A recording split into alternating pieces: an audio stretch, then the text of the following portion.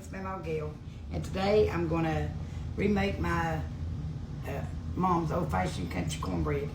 It's the first video that I've posted, I guess, over a year ago. Ethan got me started at all this. He kept on and on to me wanting me to post a video. I kept telling him no.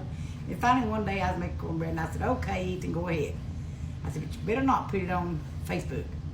Well, he didn't. He put it on TikTok. First, I'm going to melt about a tablespoon of shortening in my skillet.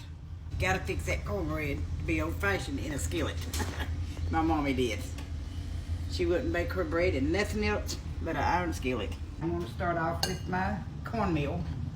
And I never dreamed that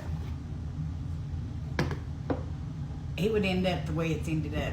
I've not known much about what I was doing, but I guess Ethan knows more about what he was doing. And I'm using, well, just about equal amounts. It's just according to how much cornbread that you're making to how much meal and flour that you want to use. But I'm using Martha White's self-rising flour and cornmeal. Just give that a little stir to mix that meal and flour up a little bit. I just make a little well down in there, a little hole down in that. And buttermilk. Always shake your buttermilk. And my mommy now, when she fixed it, her cornbread, she liked it clammy. And she would use all buttermilk. I'd say, Mom, please don't fix that old clumsy cornbread. And she would every time anyway, because that's the way she liked it. So now I just fix it the way I like it, but I still use buttermilk in my cornbread. I don't use buttermilk now in my biscuits, but I do like it in my cornbread. Now I'll just stir that up just a little bit.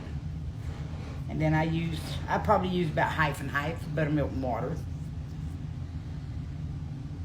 until I get the consistency that I'm wanting.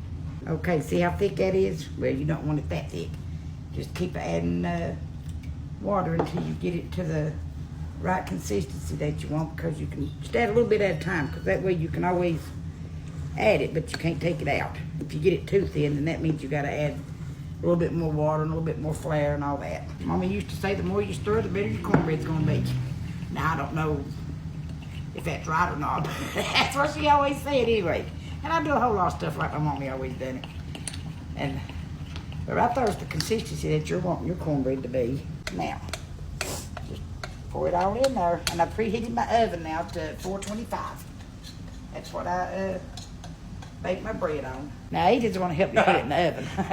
Yeah, last time I did this, I burnt myself, and I still have a scar from it. Top or bottom, Emma? Bottom. Bottom?